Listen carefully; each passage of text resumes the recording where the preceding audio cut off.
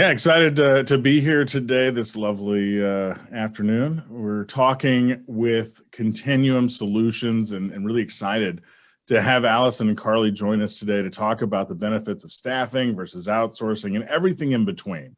It's going to be a no holds bar podcast today.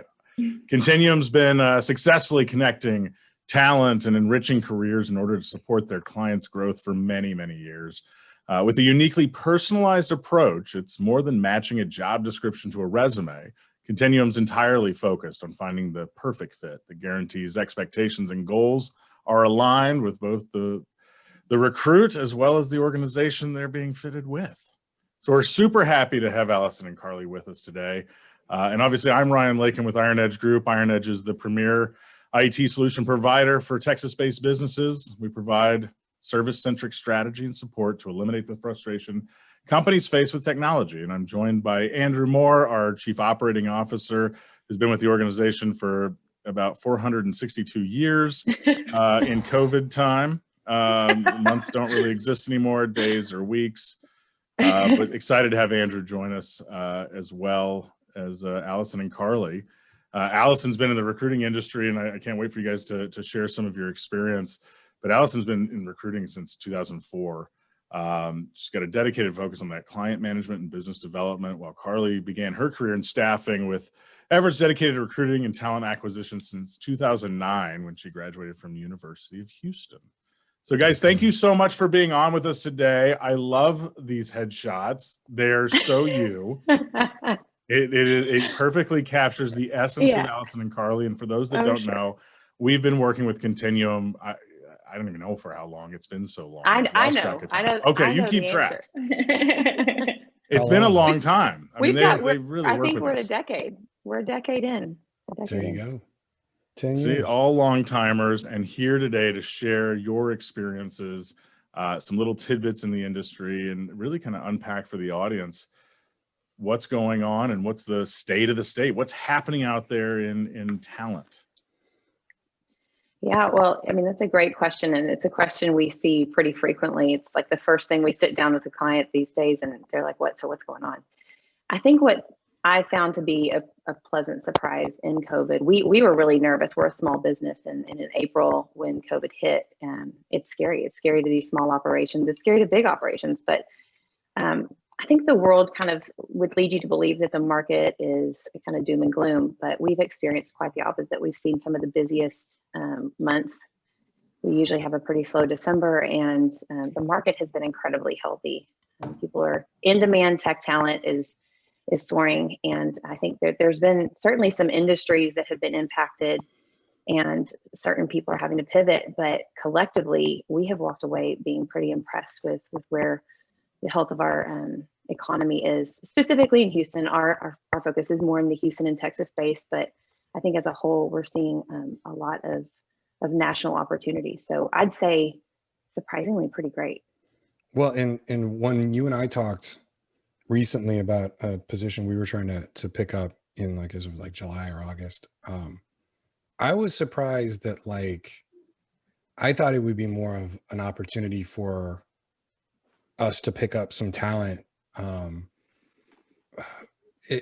We've been riding this economic high for such a long time, and there's a lot of, especially in tech, there's still been a high demand on the salary side for technical resources, and even in business management and whatever. So I was under the impression that there would be some opportunities to pick up some candidates that they had been laid off, right? They were, looking to do something different, right? And maybe we could get, a little bit of a break on some of the salary, especially here in Texas with us, having to fight the oil and gas prices, of the talent that comes out of those organizations. But that's not what happened, right?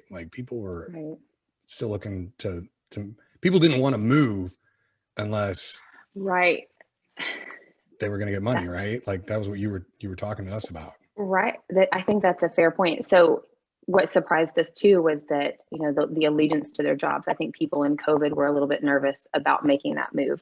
And so we've tightened the market a little bit, and we have seen, if anything, a tick upward in salaries than anything backward. People are having to get a little bit more aggressive. to lure people out of the jobs that they're in if they want that talent that is employed. But I think, it's been stable is what I would really say. And I think people have had to get creative because sometimes the total package in the form of like 401k for some operations have been impacted. And so they've had to get really creative. I think what we've really seen is that the ability to work from home has shifted a lot of people's mindsets. And now that's really been a little bit of a selling point in some cases. So everybody has their own incentives and own unique ways of offering things that lure the candidate. But we have seen, to your point, an impressive amount of allegiance. If you have a job, I think people want to try to keep it. So we've got to have a compelling argument to make that move. Well, and one of the things we've been looking at too, and I'm gonna throw you a curveball because we didn't actually rehearse any of this, but I'm gonna ask you this question.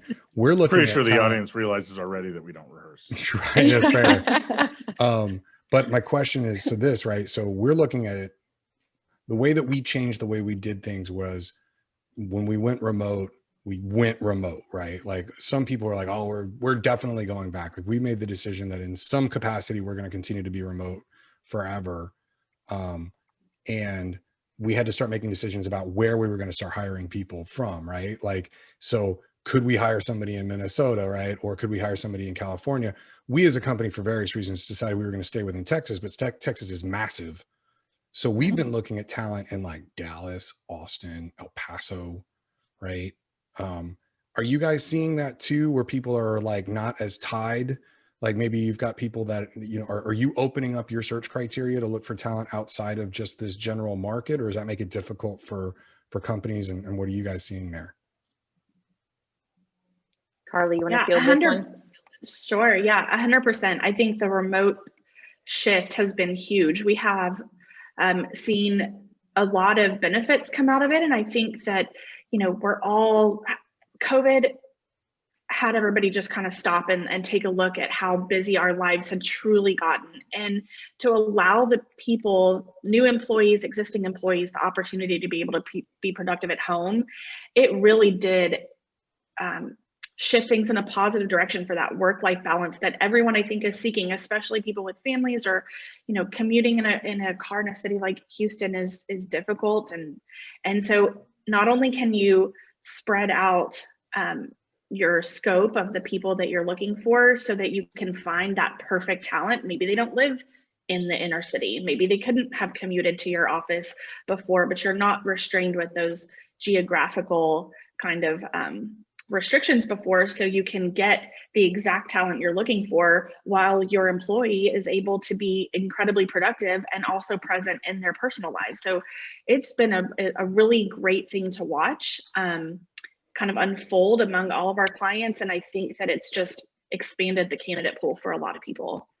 And does that like help when you're looking at candidates? Like, so when companies are talking about bringing on talent, does that help them when you talk about your packages so that, in COVID, they're not necessarily worried about relocation packages? Are they able to reallocate some of that money back towards like maybe offering extra sick time, or like, is that how people are getting creative with packages? I think that's one way for sure. I think that just that flexibility, getting creative, right? And is to Allie's point, there's a lot of different ways to kind of skin the cat, so to speak. But before, we were so restricted, and many people in our position who were hiring or looking for talent, man, we found this really great person, but they can't commute an hour and a half, Mm-hmm. So we're missing out. There were missed opportunities for good matches. And so there's lots of ways to get creative, sure. I think a lot of our clients have really commented time and time again that they've seen more productivity. And it's not like people are demanding that. I think people are holding themselves to a higher standard because they want to see this model work. And so, and they're thankful. I think obviously we're all very thankful when we do have work in the pandemic, of course, but I think the takeaway has been that there's been an excess of productivity. There's not as much water cooler chat, which we still need. We still need work. I know we're going to touch on culture, and that is such an important piece to it. But I think that productivity has shocked a lot of hiring managers, actually. Yeah, I've noticed here that like it's a good and a bad thing, right? When it comes to the productivity part, because I had one of our team members mention to me, he was like, I keep walking past my office, right? His room that he's now using as his office. And he's like, my computer, like, I used to have a lot of fun on my computer at night, Oh. right? And he's like, and now I see it and it's like, hey, before you get started, like maybe you can knock out a couple of emails or get a quote working or something, right? And so, you know, what I feel like has been a struggle for us culturally, this is a good segue into, we're going to start talking about culture here in a second. Like culturally, from an organization standpoint, is trying to figure out how to explain to new recruits and the existing team. We used to say work hard, play hard. Well, that a lot of the time that was because like at 5:30, like a lot of people could just leave the office, right? Or if you weren't doing a project, right, like you didn't have to respond, right? Like there were things where you could just kind of shut off and nobody really expected that. But now that's not the case, right? Like it still is. We don't as an organization expect that, but because this line has been completely blurred between when your kid walks into your office in the middle of a meeting to talk to you about school, right? Like that's the opposite of the line being blurred, right? So when you guys are talking to recruits or other companies, like is there a lot of firms that are saying that that's important to them from a cultural standpoint to continue to focus on this work-life balance thing? And is that something that recruits are asking you about from a culture perspective? I think always people kind of want to know what's expected of them, but we've had really great experiences with and people just embracing that everyone, the playing field was leveled, right? Like, especially for working parents, you mentioned the kids coming in the room. Sometimes it's easier to just call it, just say like, the dog might bark, the baby might cry, like, and so setting expectations, and then those employers who are also in the same boat, it's a little bit different expectation when, you know, you're the boss and you're trying to expect a certain level of professionalism, and certainly you want to have that in those situations that call it for it. But when everyone is sort of in similar situations, there's just a lot of grace that we've been that, you know, everyone's like, I got it, you know, I have 3 kids myself, I understand. And so from a manager to employee, client, those relationships have just shifted. And I have found it that it's actually creating some more meaningful connections even sooner than maybe, you know, you're literally in people's homes, you know. And so that's another shift too, I think, that's been good. I agree wholeheartedly. I was on a call earlier today and dog starts barking, and what do? We tangent into talking about what sort of dog. Oh, I've got this and that. And we started talking about family and kids. I mean, that wouldn't have happened in some boardroom somewhere. Right. It just doesn't. Yeah, And I think create these personal relationships. So one of the positives out of this work from home is it's invoking these more personal relationships faster, which is an interesting side 100%. effect. Except maybe if you've been quarantined and stuck with your spouse for 6 months, maybe then it's not working as well after all this time. But still, it's just an interesting side of this whole pandemic. It's true. Being and invited culture is critical. What a pivot. Very nice. Yes. I mean, we've talked a lot about, you know, where to find good talent and, you know, kind of some of the ideas around what culture means now. But one of the things that we really did want to kind of touch on today is something that I kind of glanced over earlier. We talked about like oil and gas and different kinds of industries, right? So every industry has been affected a little differently by the pandemic, right? Some are unfortunately non-existent. Some are completely downsized and some are blowing and going, right?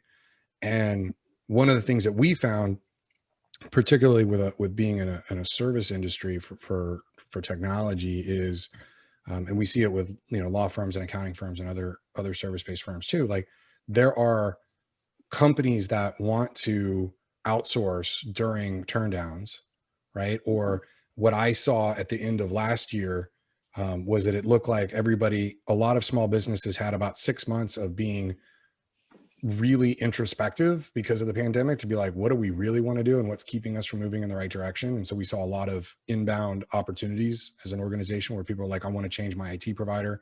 I want to make some changes in my organization so we can get better focused going into 2021 to take advantage of opportunities. But then there were other firms where, you know, during the sales cycle, they were like, well, we decided to just, you know, hire somebody. Right.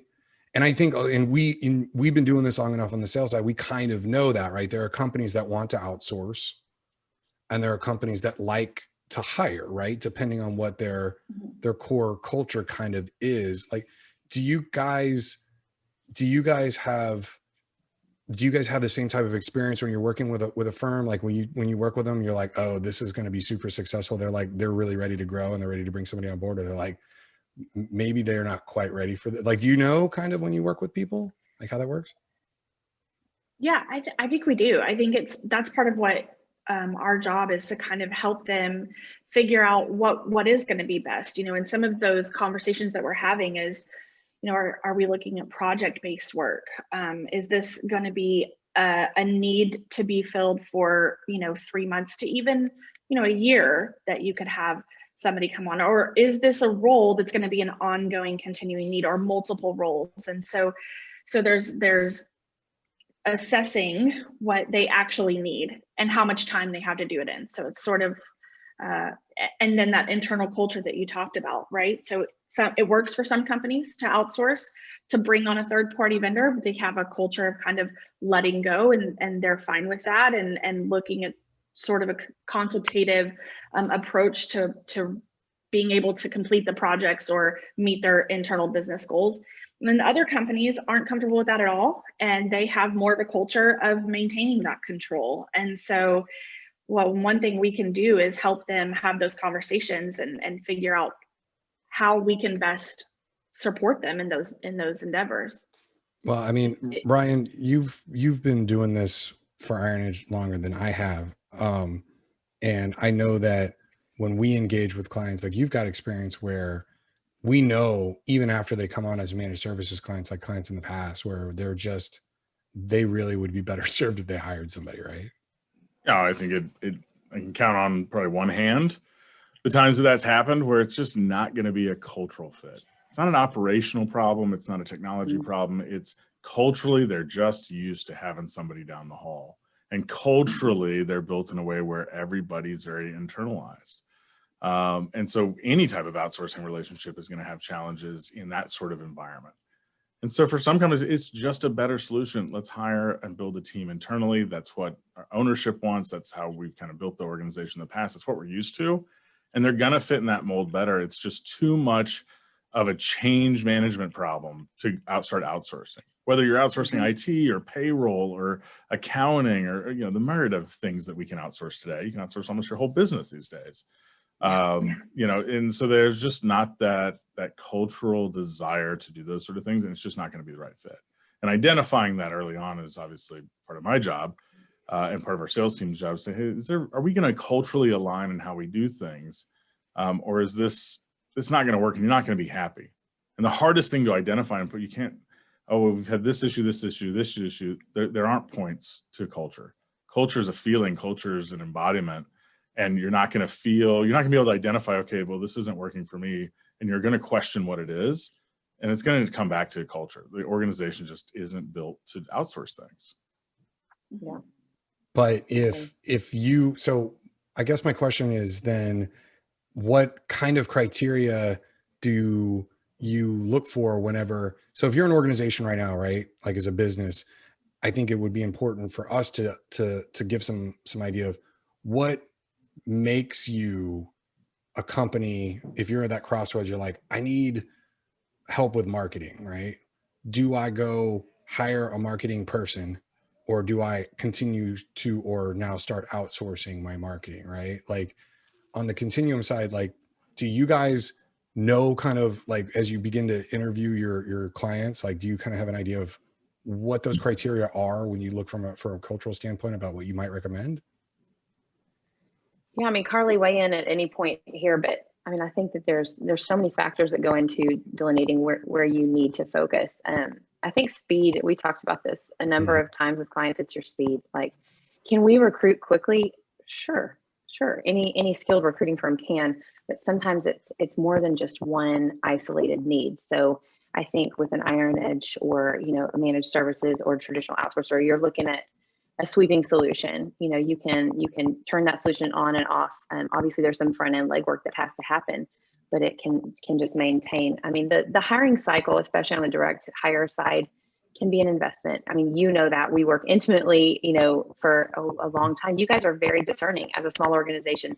it just takes a lot of time.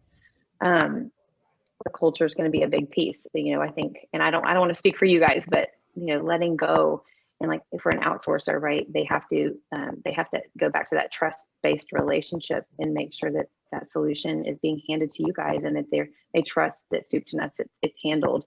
On our hand, that trust basis is still there, but the manager, in essence, can still maintain a significant amount of control through that process. And do you currently have that foundation in place, right? Who is it that's going to manage? Because when you bring on internal resources, you're committing to that person as a human, to grow and lead and foster them as an employee, hopefully through your organization, and then maybe even eventually on and as they launch their careers. But that's something that you're responsible for as a manager, right? That's one of the facets of managing a team of people. So it kind of factors into that speed. How quickly do you need to move? And do you have the people internally already ready to onboard these people and not only get the core business done, but invest in them as humans? So that's one question we would ask. It's an investment of time to try to hire 4 different skill sets at one time, when you can hit the button on an outsourced solution and have that handled for you. So it's just 2 totally different options, but you're right, you have to carefully evaluate both of them. Well, and having the cultures align with those outsourcing providers, right? So we talk about layered hiring for culture, we'll train for skill. It's an old adage. I use it all the time. I don't even remember who said it first. Certainly wasn't me. But if you're hiring internally, you're looking for that cultural fit to your organization. I think if you're hiring an outsourced provider, regardless of industry, the same applies. Very similar. The organization needs to say, okay, what's the culture of that organization? Does it align with the values that we have? Is there synergy there? And it really, I think you have to apply almost both of those to either scenario. Because a lot of people that are looking to outsource, they're outsourcing, they initially go down that path A of, I need to outsource this piece of my business as a cost savings. Sometimes it is and sometimes it isn't. Sometimes it's more expensive, but it's that easy button to access a pool of talent that's already been employed, it's already being run, middle management's already in place. It's somebody else's responsibility to hire, fire, train. I'm just buying a service from them, whether it's payroll or accounting or marketing, versus, okay, let me hire these people. And to Carly's point, now I've got to manage this person, grow them, manage that person, which is a lot of time and effort. How much effort do you want to put into the solution you're trying to solve? Right. And I think we don't remember that there's an investment of time so much on the front end, like, just the onboarding process alone, and like them trying to adapt to the culture, and even just the overhead costs that are required to invest in a full-time employee. Well, I think I think that other people also underestimate too, when you're bringing on a services firm too, right? Like, you're getting a full suite, and there's a lot of the stuff that happens on the back end, but there's still a relationship that has to be built, right? Between the 2 companies, there still has to be an understanding of how the companies are going to work together if it's going to be successful. And I think that you hit on a really interesting point, which we talk about a lot too, when you're making the decision whether to go internal, as we call it, like bring somebody on, or to, to recruit somebody into the team, or to work with an outside partner. Sometimes we'll have clients that they'll say, well, we're just going to, we're going to hire a service desk person. Like, well, that's cool. You can do that. Who's going to train them? Who's going to manage them? How are they going to operate, right? How are you going to know if they're successful or not, right? How are you going to know that they're not making mistakes in the background, right? Who's going to hold them accountable? If they're sick, what happens? If they quit, what happens? You start asking all these questions. They're like, oh, okay, well, maybe I hadn't thought. I just thought it would be easy to go grab, somebody down the hall and have them come fix my monitor, right? And in those instances, sometimes it's a combination, right? You work with an outside firm to do the heavy lifting and a lot of the other stuff in the background. And then maybe you have somebody that's on staff that just runs down the hall and does something. When maybe that person grows up into a decent, IT specialist and can wind up managing somebody underneath them. And then you can build your practice internally and hire more people. I think sometimes in a lot of because usually hiring people in most organizations, I'm going to guess, is not structured, right? Or coming in and like, what I mean by that is, oh my God, somebody quit. Like, oh, we got this new contract, right? A lot of companies will look to try to hire, but a lot of the times it's, hey, this thing just came up. It's reactionary. Yeah. Reactive. Yeah. And so I think that it's important that, organizations look at, the long-term ramifications of trying to bring somebody on board, right, and trying to build something around that, if they're going to try to be successful, if they're just bringing on a net new department, net new person, net new thing, rather than backfilling a position. So just kind of, we could go on about this. I think what really kind of helps us to move into something I've already been talking about is kind of like what picking a partner looks like, right? Well, we've touched on that just a little bit. But the team makeup and the picking of the partner, I think, is really, really important, because a lot of organizations, as Ryan said, would focus more on like cost control, right? Moving forward with how their organization is built in order to manage risks when it comes to picking a partner or working with a recruiting firm. So, when it comes to picking a recruiting firm, and we've got our own list of criteria. Like, what do you think the first, like I don't know, it was like top 2 or 3 things are that a company should look for when they're looking to partner with somebody to start this journey? I think one of the main questions is asking somebody what makes you different from other firms, and having them expand on that. A clear answer should be there for sure. I think asking people, what's your process for finding and uncovering talent? There's so many options out there, but really kind of intimately understanding their processes and their style and methodology is good. I think another question is, what additional offerings do you provide? What's maybe included in my investment, right? It is an investment. We all know that recruiting, whether it's contingent, contract labor or direct hire staff, it's an investment, and there's guarantees around that. But I think that there's other ways to get creative to protect that investment for you guys, and I think it's really important to dig a little deeper and figure out, especially in unique times, right? We've all had to kind of make concessions, and this has been a time of growth, I think, for people to get creative relationship wise and just figure out how to better partner with people and really figure out where their pain points are. So what else can your agency do to support you that's just not completely transactional in nature? Like, really, truly, what we've really enjoyed about our relationship with you guys over the last 10 years has been us being viewed as a partner and not just a supplier. And so I think building that relationship with those clients is super important. So I hope those questions, I think those are where I would start. There's certainly more, but I think that's a good starting point. One of the things that I found that has been helpful in us working together and is that I would recommend to anybody. And so we work in peer groups with other companies that are like us, or our size, sometimes a little bigger, sometimes a little smaller, all over the country, out of our market.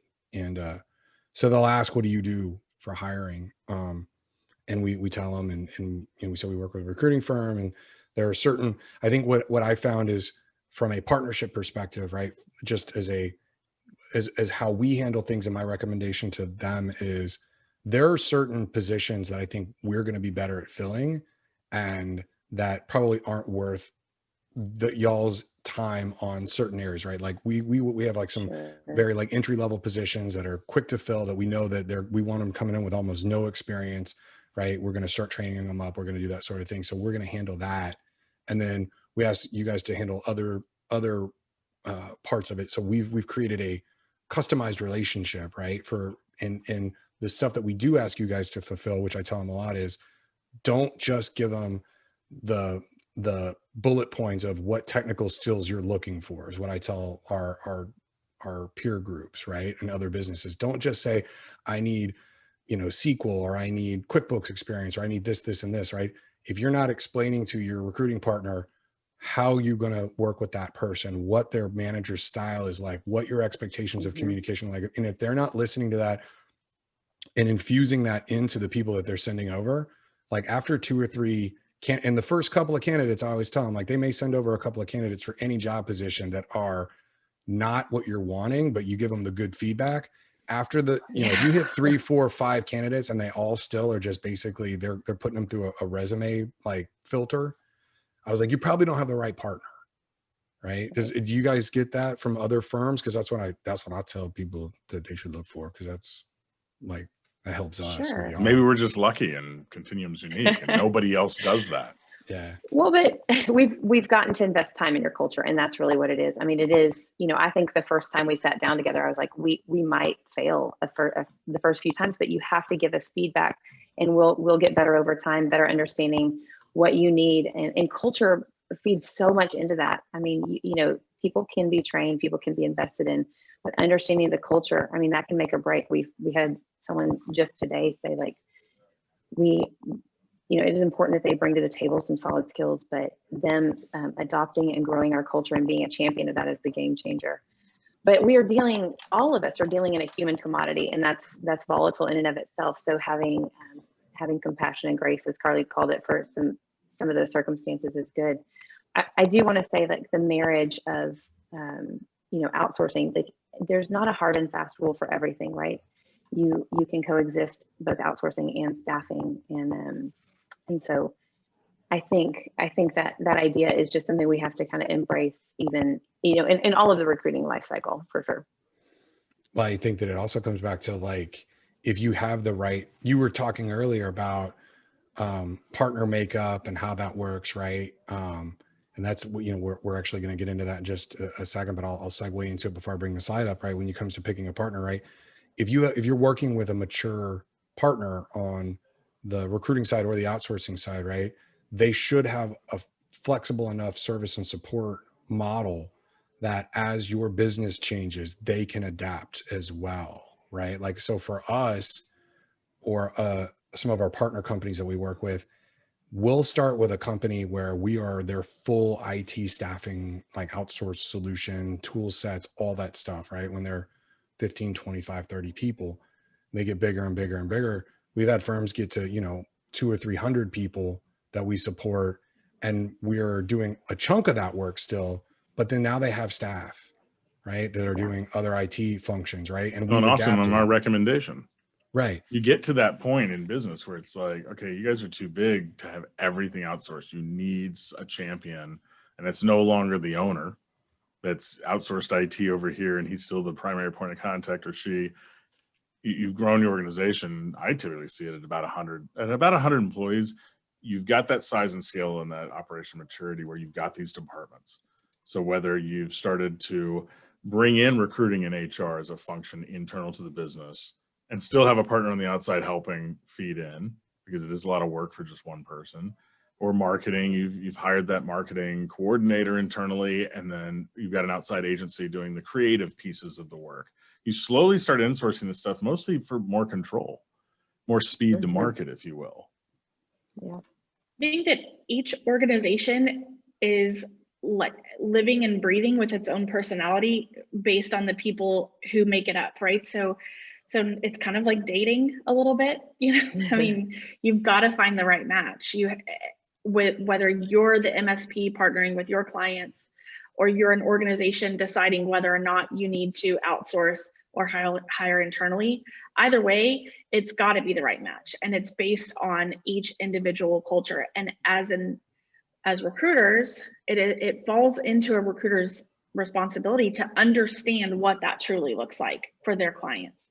Because if you're talking to somebody, you need to know, I've found this candidate and they would be perfect at XYZ client, and I know that because I know my client well.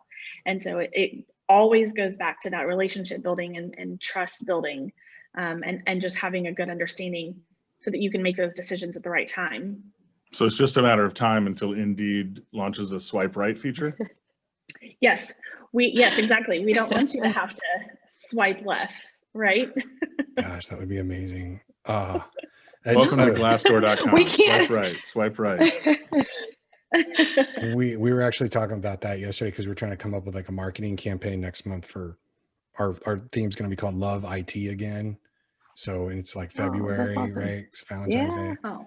And I was like, well, so what is like, so I guess we could do something about swipe right. And then I was like, or is it like, I don't know. Like, I've been married for 15 years. Like, I have no idea which direction you're supposed to go. I don't, like, I'd be like, I don't know what to do. It's just weird world that people live in now. I'm completely out of it. I don't know what's going on. But so what's that? I like that campaign idea. That's great. I think it's going to be cool. Well timed.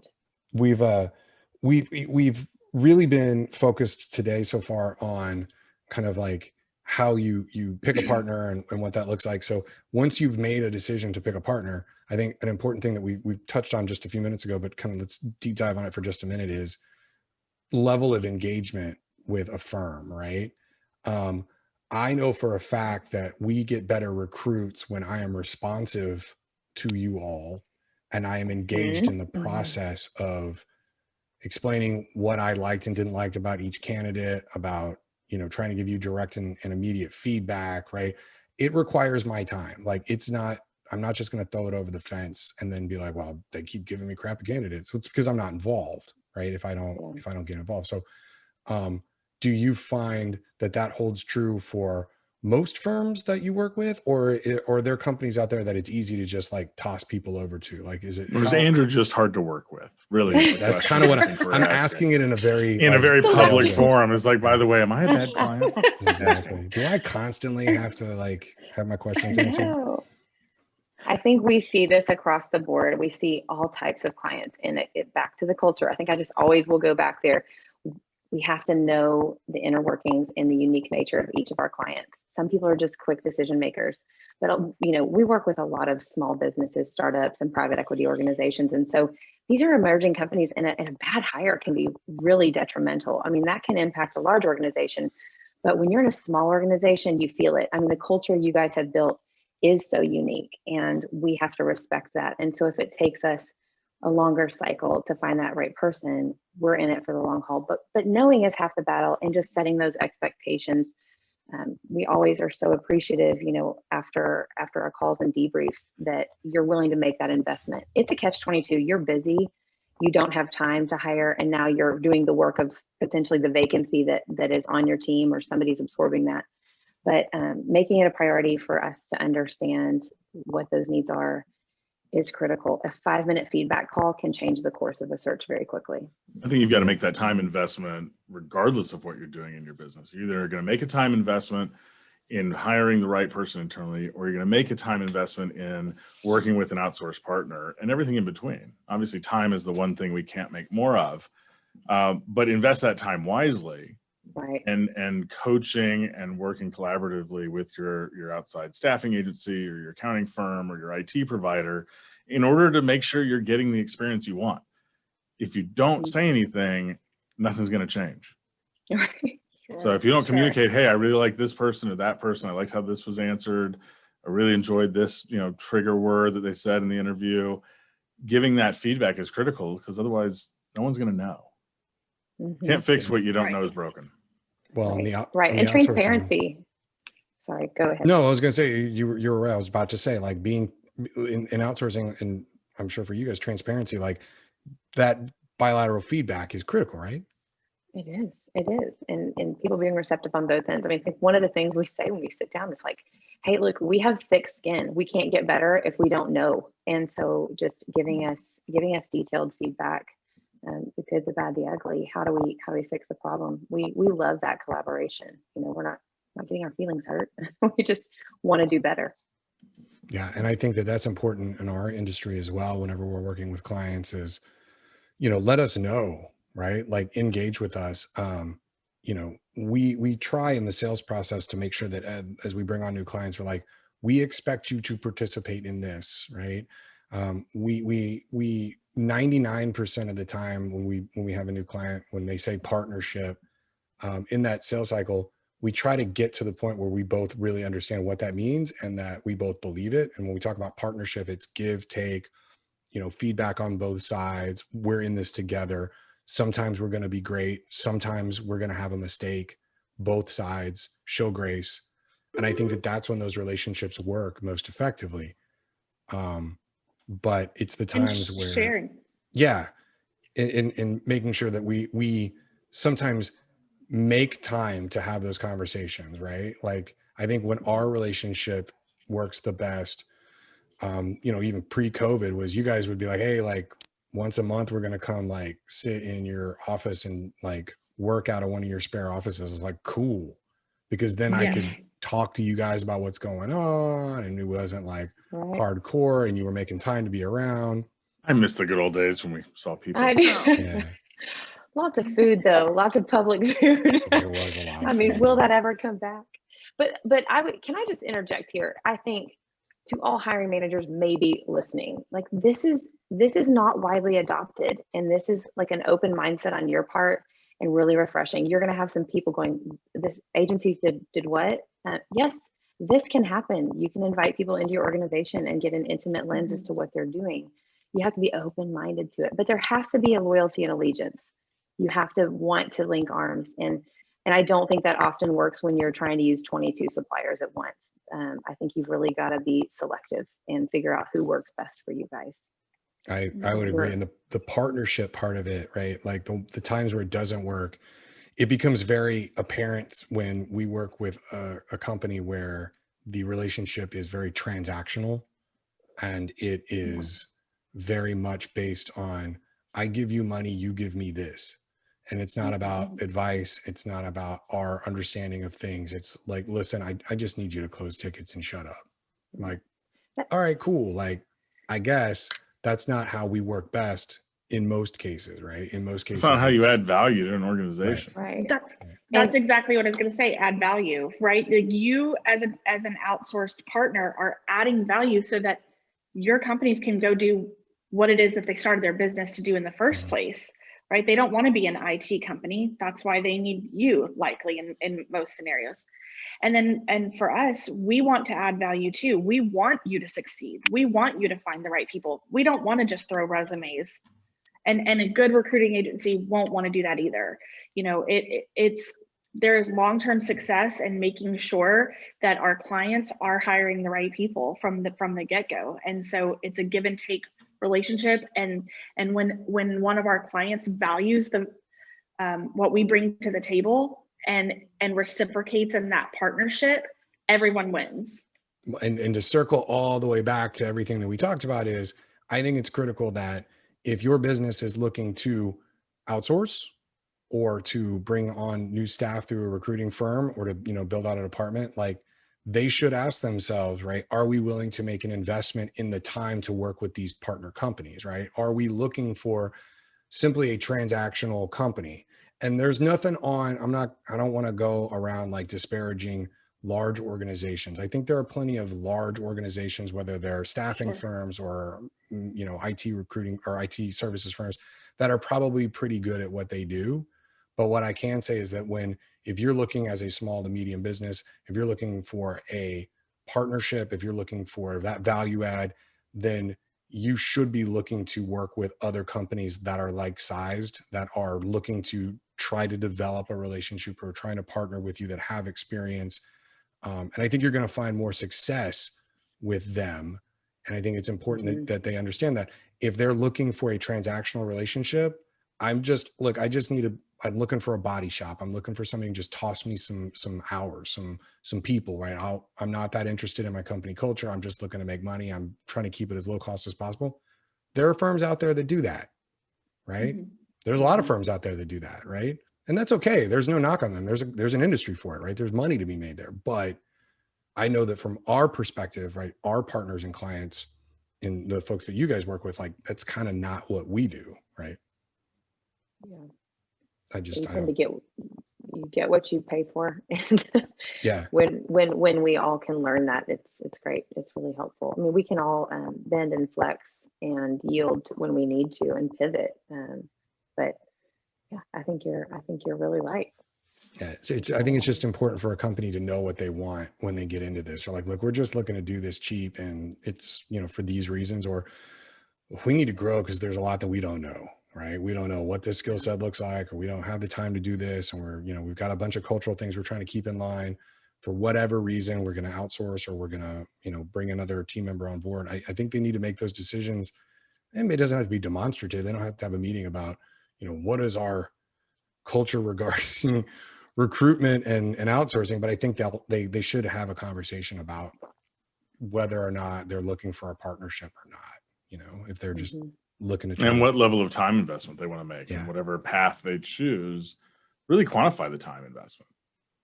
of managing the resource or managing the partnership or managing the vendor, it all takes a different varying amount of time. And not thinking about that up front, I think, can sway which path you go down on instinctively. Yeah, I would agree. Well, this was fun. We're at almost 50 minutes, so time flies. So I'm gonna be respectful to our panelists and our guests. Is there anything that we didn't hit today, ladies? Is there anything that you wanted to kind of wrap up with? I think I want to touch on this, and Carly, you can jump in too, but I think my takeaway has been like, it's really been fun to dig in. We work with both outsourcers on the software development side and with you guys on the MSP side.